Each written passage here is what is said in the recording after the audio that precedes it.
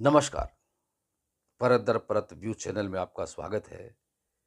मैं हूं आपके साथ इंद्र मोहन शर्मा बेंगलुरु से। विश्लेषण कार्यक्रम में आज का मुद्दा है राज्यसभा सीट के चुनाव।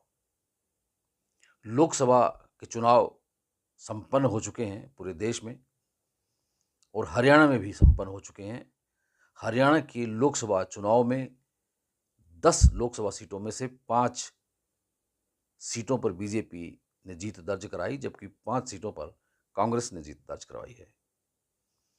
अब राज्यसभा सीट के चुनाव को लेकर पूरी तरह से लॉबिंग शुरू हो चुकी है बीजेपी खेमे में, क्योंकि बीजेपी हाईकमान चाहता है कि इस बार जो रोहतक की जो सीट राज्यसभा की खाली हुई है, उस पर बीजेपी का ही उम्मीदवार जीतना चाहिए।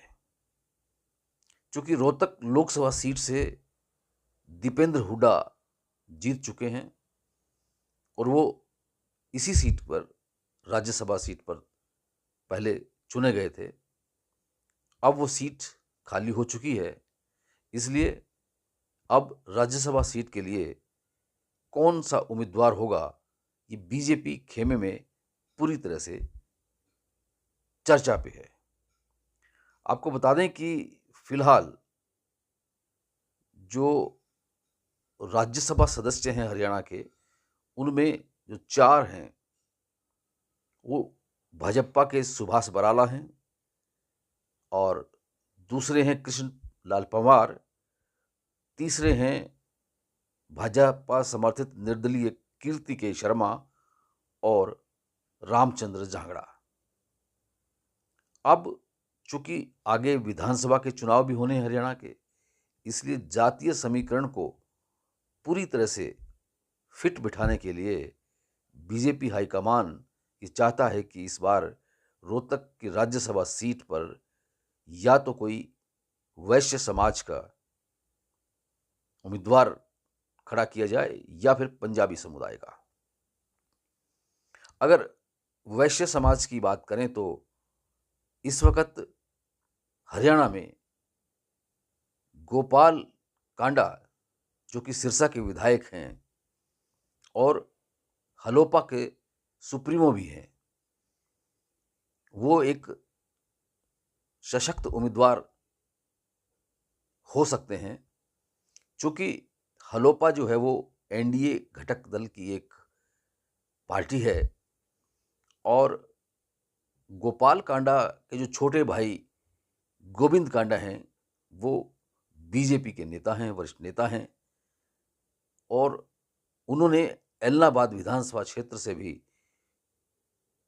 पिछली बार विधानसभा चुनाव लड़ा था, लेकिन वो इनेलो के नेता अभय चौटाला से कुछ ही वोटों से पराजित हो गए थे। तो इस तरह से ये माना जा रहा है कि हो सकता है इस बार रोहतक राज्यसभा सीट से वैश्य समाज की ओर से गोपाल कांडा या उनके छोटे भाई गोविंद कांडा को उम्मीदवार बनाया जा सकता है।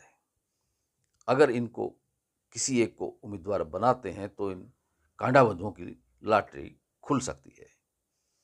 इसके अलावा पंजाबी समुदाय से अगर राज्यसभा सीट के लिए कोई उम्मीदवार अगर बीजेपी चाहती है तो हो सकता है वो संजय भाटिया हो सकते हैं, जो कि पूर्व सांसद हैं करनाल के, लेकिन इस बार उनको टिकट नहीं दिया गया। हालांकि उन्होंने लोकसभा को जो चुनाव पिछली दफा 6 लाख से भी ज़्यादा, तो सर्वाधिक थे, मतों से जीत हासिल की थी, लेकिन इसके बावजूद भी उनको टिकट नहीं दिया बीजेपी हाईकमान ने। हो सकता है इसके पीछे ये सोच रही हो कि उनको या तो बीजेपी का प्रदेश अध्यक्ष नियुक्त किया जाए या फिर उनको पानीपत से विधानसभा का चुनाव लड़ाया जाए और हरियाणा की राजनीति में उनको आगे किया जाए। लेकिन अब देखना ये है कि राज्यसभा सीट पर किस उम्मीदवार को आगे बीजेपी लाती है। कांग्रेस खेमे में भी अभी तक चर्चा चल रही है कि किसे उम्मीदवार बनाया जाए, लेकिन चूंकि अब बीजेपी के पास विधायक दलों का बहुमत है और वह बहुमत कुछ ही संख्या से है, लेकिन फिर भी वो जीत दर्ज करा सकते हैं राज्यसभा सीट के लिए अपने उम्मीदवार को। अब देखना यह है कि क्या राज्यसभा सीट के लिए गोपाल कांडा या उनके छोटे भाई गोविंद कांडा को बीजेपी उम्मीदवार बनाती है या संजय भाटिया को। विश्लेषण कार्यक्रम में आज इतना ही। कल फिर किसी नए मुद्दे के साथ आपसे रूबरू होंगे। तब तक के लिए इंद्रमोहन शर्मा को इजाज़त दीजिए और अगर ये वीडियो आपको पसंद आया हो तो इसे लाइक कीजिए, शेयर कीजिए अपने मित्रों को, अपने दोस्तों को।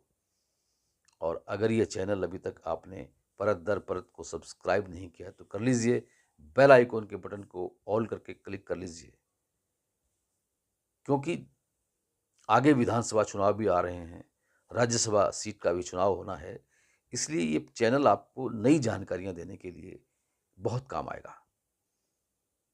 कमेंट बॉक्स में आप कमेंट भी कर सकते हैं। आपका बहुत बहुत धन्यवाद, बहुत बहुत शुक्रिया।